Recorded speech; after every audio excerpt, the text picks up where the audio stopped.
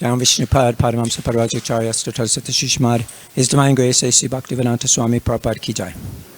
Jam Vishnupad Paramamsa Parvajacharya Stotar Sata Shishmar, Shri Guru Shri Bhakti Siddhanta Saraswati Goswami Maharaj Ki Jai. Ananti Koti Vaishnavrinda Ki Jai. ISKCON BBT Founder Acharya Srila Prabhupada Ki Jai. Namacharya Srila Haridas Thakur Ki Jai.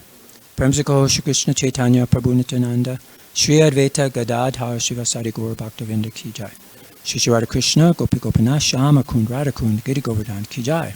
Vrindavan Dham Ki Jai, Mayapur Dham Ki Jai, Navadip Dham Ki Jai, Jagannath Puri Dham Ki Jai, New Dwarka Dham Ki Jai. Their Divine Lordship Shri Shri Rukmini Dwarkadish Ki Jai. Their Divine Lordship Shri Shri Jagannath Baldev Shrimati Subhadra Ki Jai. Their Divine Lordship Shri Shri Gaurnitai Ki Jai.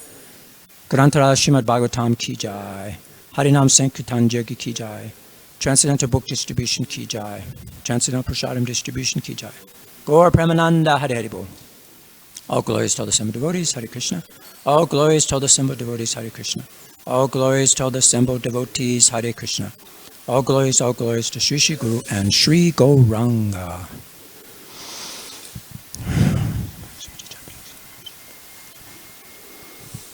Om Namo Bhagavate Vasudevaya.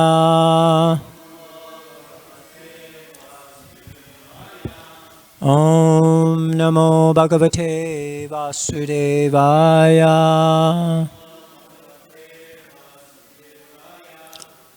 Om Namo Bhagavate Vasudevaya.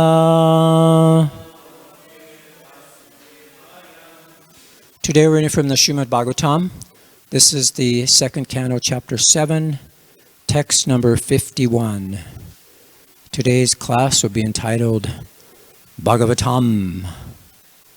This is not just an ordinary book, it's Swayam Bhagavatam. It's a scripture containing or concerning Bhagavan. It's very special. Idam Bhagavatam Nama Yan me Bhagavato Ditam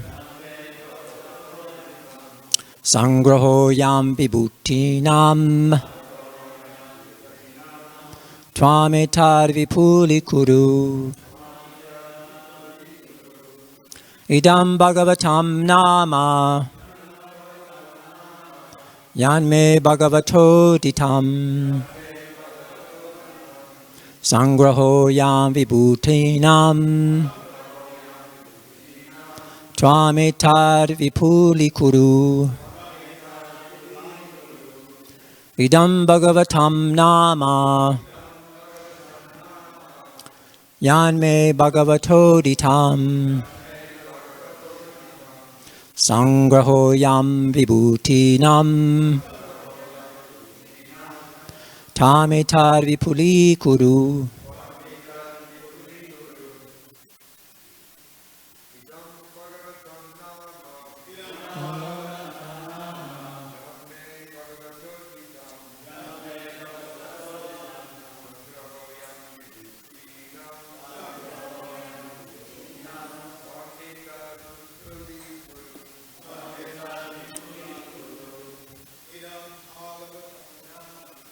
Idam Bhagavatam Nama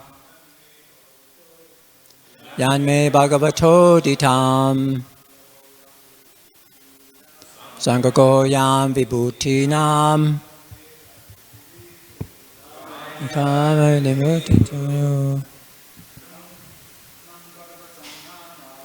Tam Bhagavatam Nama Yan me Bhagavato Ditam Sangago Yam Vibhutinam Tametar Vipuli Kuru Idam Bhagavatam Nama Yan me Bhagavato Ditam Sangago Yam Vibhutinam Tametar Vipuli Kuru. Vaishnavis. Idam Bhagavatam Nama Yan me Bhagavato Ditam Sangago Yam Vibhutinam Tvametar vipuli kuru. Idam bhagavatam nama. Yanme bhagavato ditam. Sangro yam vibhutinam. Tvametar vipuli kuru. Anyone else? Idam bhagavatam nama. Yanme bhagavato ditam. Sangro yam vibhutinam. Tvametar vipuli kuru. Idam, this, Bhagavatam, the science of Godhead, Nama, of the name, Yat, that which, Me, unto me, Bhagavata, by the personality of Godhead, Uditam, enlightened, Sangraha is the accumulation of. Ayam, his. Vibhutinam, of the diverse potencies. Tvam, your good self. Etat, this science of Godhead. Vipuli, expand. Kuru, do it. Translation by Srila Prabhupada. O Narada, the science of God, Srimad Bhagavatam, was spoken to me in summary, by the Supreme Personality of Godhead. And it is spoken as the accumulation of his diverse potencies. Please expand the science yourself. Please repeat. O Narada, this science of God, Srimad Bhagavatam, was spoken to me in summary by the Supreme Personality of Godhead. And it was spoken as the accumulation of his diverse potencies. Please expand the science yourself. Purport by Srila Prabhupada. The Bhagavatam in a nutshell, spoken by the personality of Godhead in about half a dozen verses, which will appear ahead, is the science of God. And it is the potent representation of the personality of Godhead. He, being absolute, is non-different from the science of God. Srimad Bhagavatam. Brahmaji received the science of Godhead from the Lord directly, and he handed over the same to Narada, who in his turn ordered Srila Vyasadeva to expand it. So the transcendental knowledge of the Supreme Lord is not mental speculation by the mundane wranglers, but is uncontaminated, eternal, perfect knowledge beyond the jurisdiction of material modes. The Bhagavad Purana is therefore the direct incarnation of the Lord in the form of transcendental sound, and should receive this transcendental knowledge from the bona fide representative of the Lord in the chain of disciplic succession, from the Lord to Brahmaji, from Brahmaji to Narada, from Narada to Vyas, from Vyasadeva to Sukadeva Goswami, from Sukadeva Goswami to Sutta Goswami. The ripened fruit of the Vedic tree drops from one hand to another without being broken by falling suddenly from a high branch down to the earth. Therefore, unless one hears the science of Godhead from the bona fide representative of the disciplic succession, as above mentioned, for one to understand the theme of the science of Godhead will be a difficult job. It should never be heard from the professional Bhagavatam reciters who earn their livelihood by gratifying the senses of the audience. Om Gana Timanandasya Gananjana Salakaya Chaksusun Manitamena Tasmai Shri Gurve Namah. Shri Chaitanya Manobhistam Stapitamyena Bhutale Swayamupakadamayam Dadati Swapadantikam Jai Shri Krishna Chaitanya Prabhu Nityananda Shri Advaita Gadadhar Shivasari Gaura Bhaktavinda. Hare Krishna, Krishna Krishna, Hare Hare. Hare Rama, Rama Rama, Hare Hare. Vanchakopa Tubhischa Kripa Sindhu Bhavacha Patitanam Pavanebhyo Vaishnavebhyo Namo Namaha.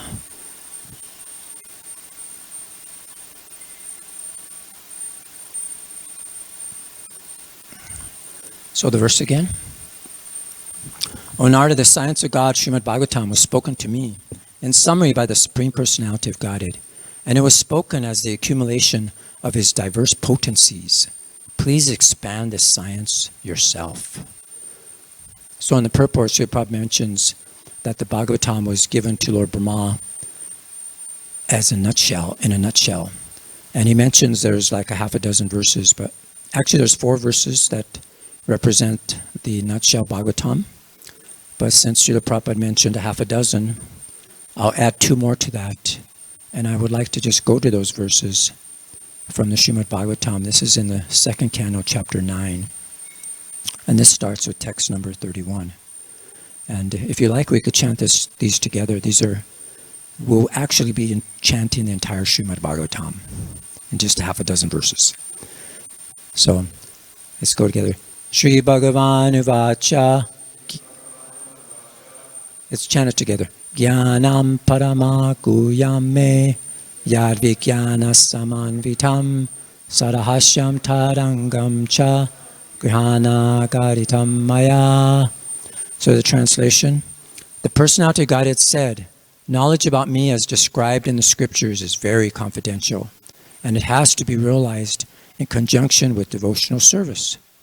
The necessary paraphernalia for that process is being explained by me. You may take it up carefully. So this is after Lord Brahma heard tapa, and then he actually performed tapa with faith. And Krishna was pleased with him, and he appeared to him, and he shook his hand, which is amazing. And then he revealed to him the spiritual world. And now he's revealing to him. Actually, Brahma asked him 4 questions at that time, and the 4 questions were, what are the forms of the Lord, both in matter and in transcendence? And then the second one is, how are the different energies of the Lord working? And the third one, how does the Lord play with his different energies? And fourth, how may Brahma be instructed to discharge the duty entrusted to him?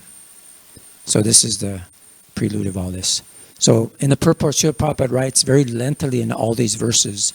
Amazing lengths, just so much potent power there. But anyway, he says, transcendental knowledge of the absolute supreme being can be known if it is made known by the Lord himself. So some people may ask, how is it that we can receive this transcendental knowledge, these transcendental vibrations? Because it comes directly from Krishna. And by Krishna's different energies, he can convert so-called matter into spirit.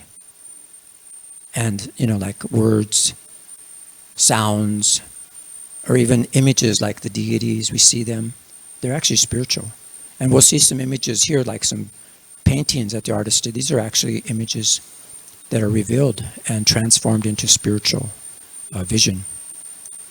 So Prabhupada also mentions in the purport to this verse, knowledge of the personality of Godhead may be attained by devotional service only. That's rahasyam, which means devotional service. One cannot understand the personality of Godhead unless one becomes a devotee and discharges devotional service. This mystery is love of Godhead. Therein lies the main qualification for knowing the mystery of the personality of Godhead. And to attain the stage of transcendental love of Godhead, regulated principles of devotional service must be followed. The regulated principles are called Vidhi Bhakti, or the devotional service of the Lord. And they can be practiced by a neophyte with his present senses.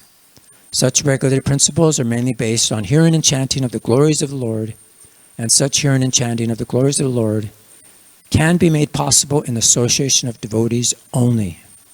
Lord Chaitanya therefore recommends 5 main principles for attaining perfection in the devotional service of the Lord. And what's the first one? Jai. Second one?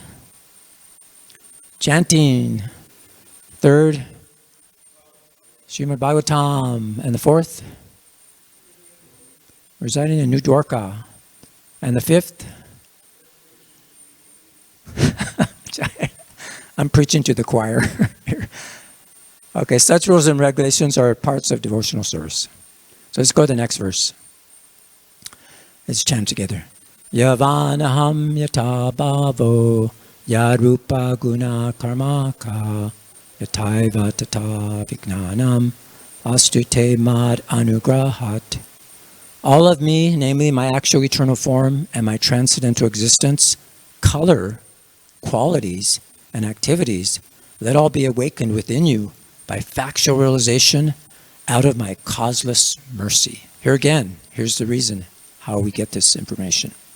And Prabhupada says there in the purport, the secret of success in understanding the intricacies of knowledge of the Absolute Truth, the personality of Godhead, is the causeless mercy of the Lord. Even in the mature world, the father of many sons discloses the secret of his position to the pet son. The father discloses the confidence unto the son whom he thinks worthy. So we have to become very dear to the Lord in order to know him. And advancement in the transcendental loving service of the Lord can make one eligible to know the Lord. Prabhupada also writes here, one can know the supreme truth if one has unflinching faith in the bona fide spiritual master as well as the Lord. Such a faithful person, even though illiterate in the mundane sense, can know the Lord automatically by the mercy of the Lord. So here we're again being reminded of the disciplic succession, the parampara. As we saw, Krishna was enlightening Lord Brahma on the lotus flower, and then it's handed down to us. And that also is another huge purport. Let's go to the next verse. Aham eva sam eva gre nanyadyat sarasat param paschadaham yade tachcha yo visishyate shoshamyaham. Brahma, it is I, the personality of Godhead, who was existing before the creation when there was nothing but myself, nor was there the material nature, the cause of this creation. That which you see now is also I, the personality of Godhead. And after annihilation, what remains will also be I, the personality of Godhead.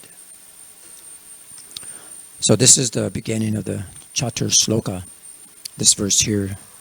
And this one, this is an amazing purport, very long. I'm just going to pick out one thing to read from that purport. That's at the end, actually. And Prabhupada says there's no other cause of all causes than the Supreme Personality of Godhead, Hari. Therefore, this verse, Aham Eva, never indicates anything other than the Supreme Lord. And one should therefore follow the path of Brahma, Sampradaya, or the path of Brahmaji to Narada, to Vyas, etc. And make it a point in life to realize the Supreme Personality of Godhead, Hari, or Lord Krishna. This very confidential instruction to the pure devotees of the Lord was also given to Arjuna and to Brahma in the beginning of the creation. The demigods like Brahma, Vishnu, Maheshwara, Indra, Chandra, and Varuna are undoubtedly different forms of the Lord for execution of different functions. The different elemental ingredients of material creation, as well as the multifarious energies, also may be of the same personality of Godhead. But the root of them all is the Supreme Personality of Godhead, Sri Krishna. One should be attached to the root of everything, rather than be bewildered by the branches and leaves.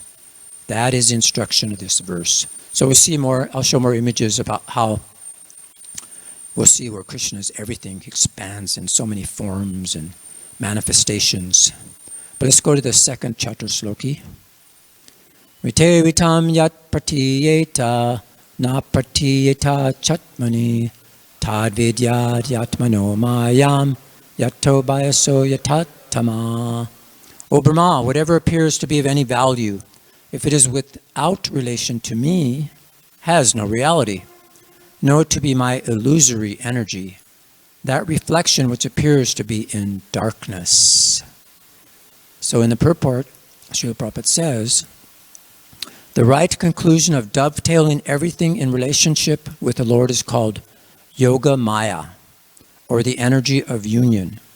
And the wrong conception of detaching a thing from its relationship with the Lord is called the Lord's Daivi Maya or Mahamaya. Both the Mayas also have connection with the Lord because nothing can exist without being related to Him.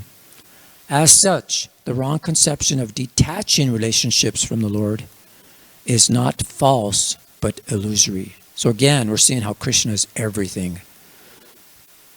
And let's see if I had anything else highlighted. Prabhupada says here, the sane man, however, is enlightened from the disciplic succession from Brahmaji, who is personally instructed by the Lord, or in the disciplic succession from Arjuna, who is personally instructed by the Lord in the Bhagavad Gita. He accepts this statement of the Lord. Aham Savasha Prabhavo. That's 10.8. The Lord is the original source of all emanations, and everything that is created, maintained, and annihilated exists by the energy of the Lord. The sane man who knows this is actually learned, and therefore he becomes a pure devotee of the Lord, engaged in the transcendental loving service of the Lord. Although the reflectory energy of the Lord displays various illusions to the eyes of persons with a poor fund of knowledge, the sane person knows clearly that the Lord can act even from far, far beyond our vision by His different energies, just as fire can diffuse heat and light from a distant place.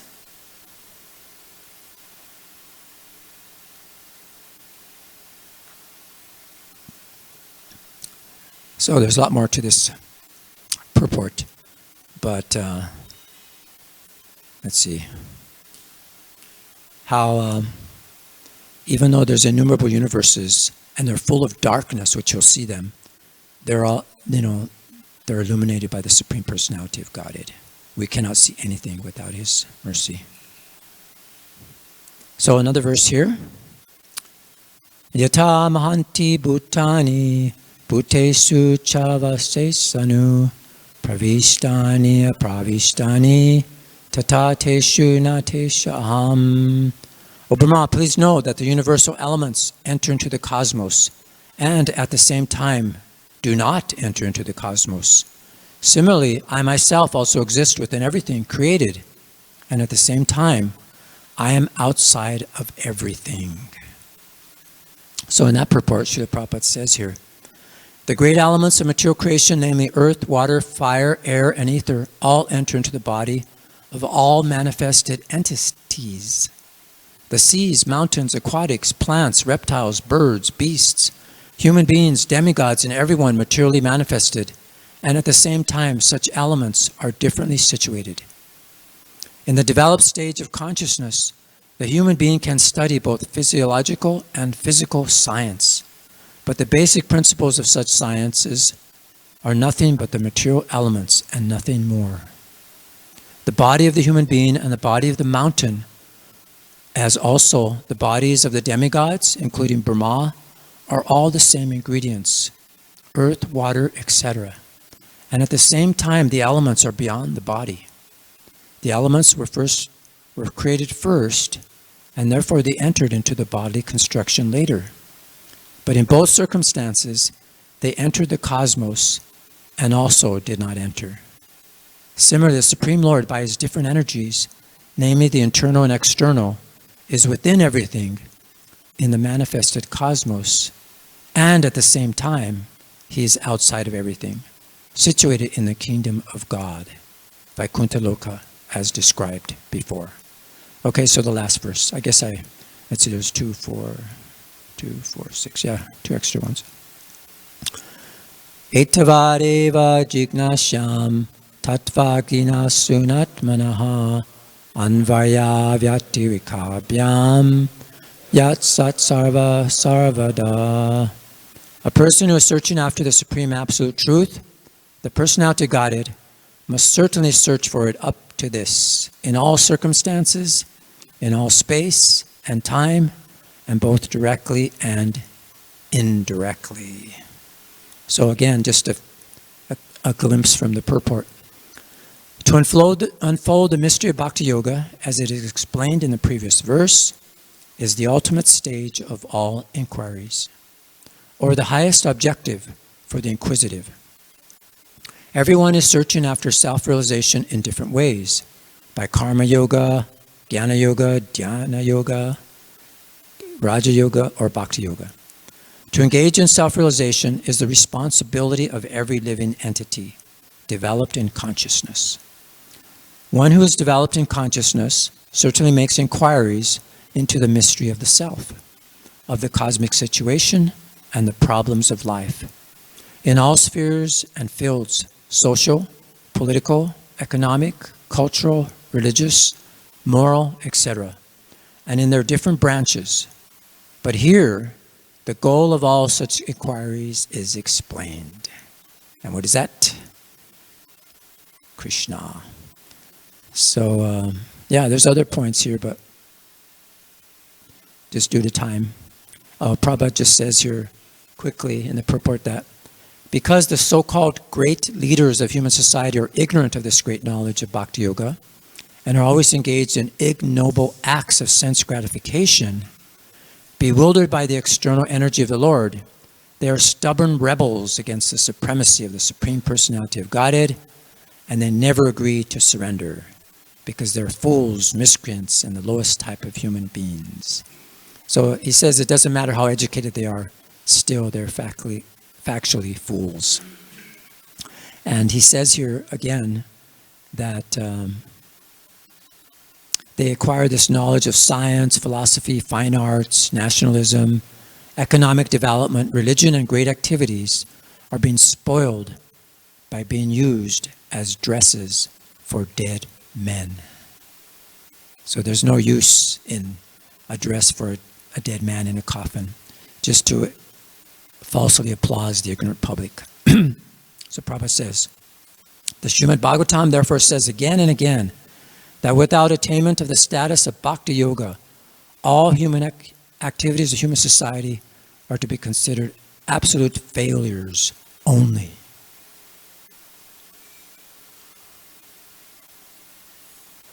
So we saw Lord Krishna enlightening Lord Brahma, and here we're in the chapter where Lord Brahma is enlightening Narada Muni.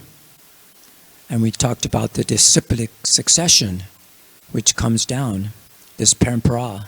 So from Narada to Vyas. So here Narada is practically, I guess you could say, chastising Srila Vyasadeva, saying, people can't understand the Brahma Sutras in Kali Yuga. You're making all these different scriptures for different modes of nature. People aren't going to understand your purpose. They're very slow in Kali Yuga. Just state the fact that everyone in Kali Yuga should worship Krishna. So then he wrote the Purana, Srimad Bhagavatam. So that's so nice. So right from the first canto all the way to the end, it's all about Swayam Bhagavan. And it's the highest fruit of the Vedic tree. So we have all these different Vedas, the Puranas, the Pancharatras, the Smritis, the Angas, all these things. So they all have different fruits for different things. But we want to go to the highest fruit, which is the Srimad Bhagavatam. So from Srila Vyasadeva, we know that it was handed to Sukadeva Goswami in the womb. He heard Srimad Bhagavatam. And he was enlightened there to where he didn't even want to come out. Krishna had to come and say, it's okay, you could come out. You're not going to be bewildered by the illusory energy. And then we see from Sukadeva Goswami, it was handed down to Maharaj Parikshit. And all the different sages were there. Sutta Goswami was there. And then he presented it also, as we see in Srimad Bhagavatam here.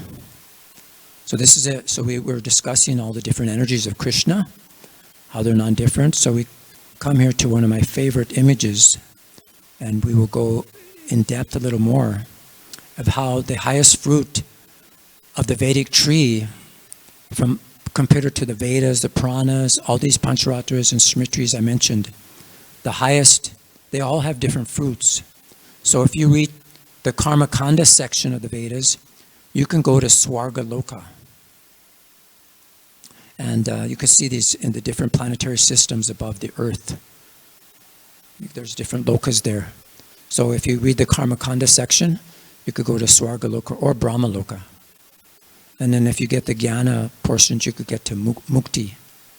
And it's interesting in the Nectar of Devotion, Rupa Goswami, he writes that according to our Siddhanta, that Vishnu and Krishna is non-different. So you see all the expansions of Krishna. There's Garbhodakshaya Vishnu, there's Karnadakshaya Vishnu, all the different Vishnus. They're actually non-different than Krishna.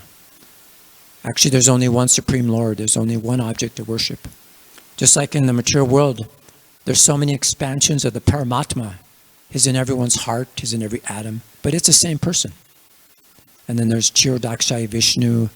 He's an expansion of Garbhodakshaya Vishnu, expansion of Mahavishnu. They're all one. See, all the Mahavishnus and their expansions of Vishnu in the spiritual world. But it's still just one person, Vishnu. And they're operating in different modes. And we see Vishnu's the expansion of Krishna. And all the avatars also, they're expansions of Krishna.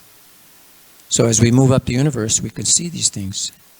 So you can see the Karna ocean, there's Karnadakshaya Vishnu. And you could even use the Vedas to go to the Brahma Jyoti. You can use the Vedas to go to, you can see Lord Shiva as Bhagavan. They say those are different sections of Bhagavan. You could go to Shiva's Loka. Or you could go to the highest. Just like here, they show here that you can see Lord Ram's abode there. And if you read the Ramayana and worship Lord Ram, then you could get prema for Ramachandra. So these are all the different fruits of the Vedas. And then there's the Sattvic Pranas where you could get bhakti, you could get prema, you could go to Vaikuntha, all the different planets surrounding there, the Vaikuntha planets. But if we go to Dwarka, you can see that here also. That's actually called Purna. It's perfect.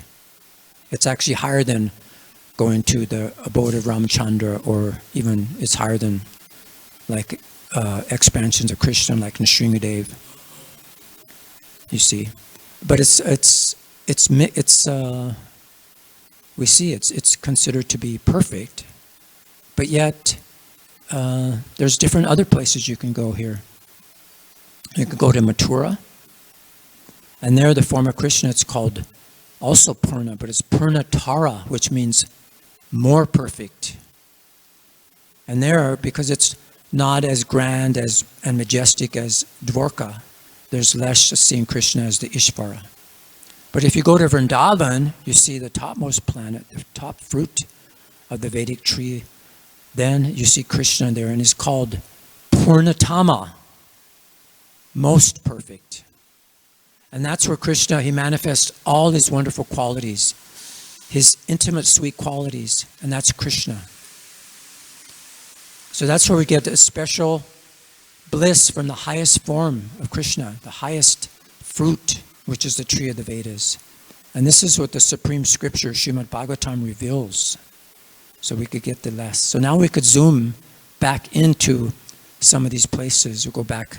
So here we see the Vaikuntha lokas. Here we see Krishna is very majestically worshipped, very nicely. There's some taste there, some fruit. And then if you go to the abode of Lord Ram, we see there also there's a special taste of fruit. So we could go higher and higher realms of reality. And here you could go to Dwarka, where Krishna is a little even more sweeter. But yet still there's that Aishvarya, the controlling aspect. They know he's a supreme personality of Godhead. Or you could go to Vrindavan. This is where it's a little more laid back. Not so much Aishvarya, where it's very wonderful. We're seeing Krishna, in Vrindavan and playing with the cows and the cowherd boys, milking the cows. And then we see when Krishna comes home, he comes to his parents, Nanda Maharaj and Yashoda, and all these friends are coming and telling him, "Hey Krishna, did you know that Krishna, he killed the demons? He killed these demons." And they're like, "No, how could Krishna kill them?" These boys are just, exaggerating, but they don't understand. They're kind of blocked from seeing Krishna as Ishvara because they just love him so much. They're so blinded and absorbed in Krishna's love that they refuse to see Krishna's supremacy. Even more than Vasudeva and Devaki. Even though they were the parents of Krishna, they had such love for Krishna. Yet Yasoda had much more love than Devaki. Because here they see Krishna, they knew that he was the four-armed, he appeared as Vishnu. They kind of understood he was God. That's why Yasoda and Nanda Maharaj had deeper love for Krishna than even his own parents. So these are the different relationships. So we see Mother Yasoda, even though Krishna can say, oh look, the whole universes are in me. She's like, oh, I'm bewildered. How is this happening? It's not Krishna. They won't believe it. Or even when they see Krishna lifting Govardhan Hill, they're so absorbed in Krishna's beauty that they forget that, that what he's doing. And then they think, oh, he must be tired. So they all help him with their canes, and Balaram helps him, and all the different, they're doing all these different things. And then they realize, oh, Krishna couldn't have done that by himself. He had all the help from the Nanda Maharaj and Balaram and all the cowherd men that were helping him. So they refuse to see that because they're such intense love for Krishna. And then it goes even higher to the gopis. And some of the gopas, they see Krishna with intense love. And then you see the intimate relationship Krishna has with the rasa dance. And then even in Vrindavan, there's gradations of different tastes and mallows, different rasas. They explain it like different nectars. Like you see when you're bathing the deities, you see all these different nectars pouring down, like strawberry and different colored juices, red. But then you come to the mango juice, and it's like the sweetest of them all. So we see that's the Madhurya Rasa. It's the sweetest of the nectar of the fruit that Srimad Bhagavatam gives, which is the love between Radha and Krishna. So Krishna manifests these qualities in different forms, in different ways. So we see the highest is love between Radha and Krishna. And I was thinking, just like they say, the ripened fruit has to be handed down very carefully from the top of the tree. It's so tender. It's the sweetest. It's the ripest. It's the softest. And it has no seed. It has no skin. Has no fibers. It's just pure rasa. You can't chew it. You have to drink it. And I was thinking, it's like, those soap bubbles that fly in the sky. You just barely handle, sometimes you can catch it, but if you just handle it wrongly, it's gone. So that's like this nectar. It has to be handed down very carefully through the disciplic succession. Otherwise, we won't receive the real nectar, that soft, sweet juice. And we see Lord Chaitanya himself came to give this highest fruit. Look at the mango tree he manifested. Just from a seed, immediately came. So Krishna can give us the sweetest, softest, ripest. And he comes in the form. Lord Chaitanya comes in Kali Yuga to give us this. So it's very important that we have to receive this Hari Katha from the mouth of Vaishnavas. Because if you don't receive it from, if you receive it from a Vaishnava, then that Amrita becomes like poison. Like they say, the milk touched by the serpent, the tongue of a serpent, becomes poisonous. So if you hear from them, there's no conviction because they have no bhakti there. And also it's described, association is so powerful. It's described, I think it was Rupa Goswami describes this spatika quartz crystal. It's clear, and wherever you put it near, it reflects the color. If you put it by red flower, it reflects the red. A yellow flower, blue flower. So in the same way, if you associate with Mayavadis or sense gratifiers, then you're influenced by that. So devotion of a person, it permeates the sound, the way he speaks, and that devotion will go into your soul, into the Atma. Here's a very wonderful verse that explains that from the 4th canto. My dear Lord, you are glorified by the selected verses uttered by great personalities. Such glorifications of your lotus feet are just like saffron particles. When the transcendental vibration from the mouths of great devotees carries the aroma of the saffron dust of your lotus feet, the forgetful living entity gradually remembers his eternal relationship with you. Devotees thus gradually come to the right conclusion about the value of life. My dear Lord, I therefore do not need any other benediction, but the opportunity to hear from the mouth of your pure devotee. So this is how it comes. When it comes from the pure devotee, it enters into our ears and it reminds us, and it cuts through this illusory energy, and it reminds us, it kind of wakes us up of who we are. So it's so nice. In the purport there, Srila Prabhupada says, a pure devotee always engages in the service of the Lord, taking shelter of his lotus feet. And therefore he has a direct connection with the saffron mercy particles that are strewn over the lotus feet of the Lord. Although when a pure devotee speaks, the articulation of his voice may resemble the sound of this material sky, the voice is spiritually very powerful because it touches the particles of saffron dust on the lotus feet of the Lord. As soon as a sleeping living entity hears the powerful voice emanating from the mouth of a pure devotee, he immediately remembers his eternal relationship with the Lord, although up until that moment he had forgotten everything. So here, Lord Chaitanya, we see he revealed Radha Krishna through this Nam Sankirtan. So this is the Bhagavatam. From the first verse of the Bhagavatam, it's described that all the Vaishnava commentaries like Vishnunavath, Chakravarti, Vallabhacharya, different commentaries, they described this first verse into like 6 different meanings. They took every word and described it into higher and higher realizations, like we described, all the way to the highest rasas with Krishna. And we see through all the different cantos, all the push avatars, how he creates everything, the sarga, the visarga, the pastimes of the avatars, and then Krishna himself is described in the 10th canto. And here we see the Srimad Bhagavatam.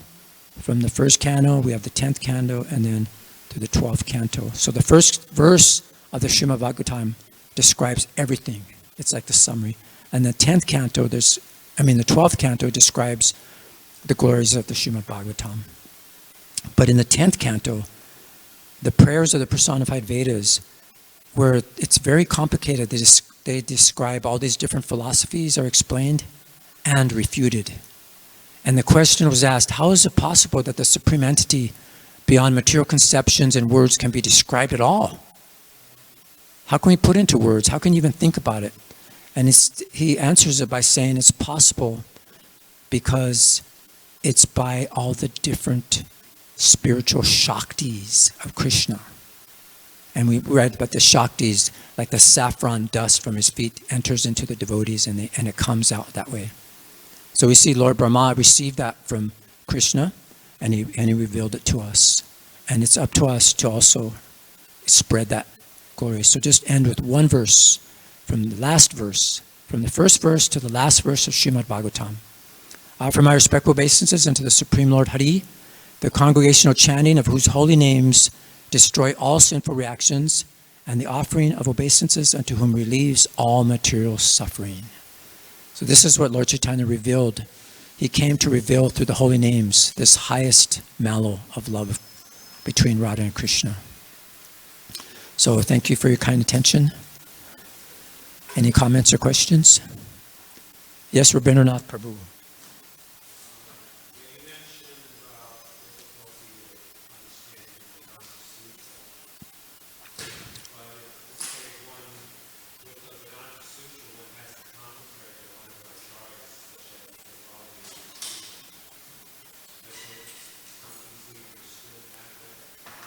Yes, that's the whole point of the class, is through the disciplic succession.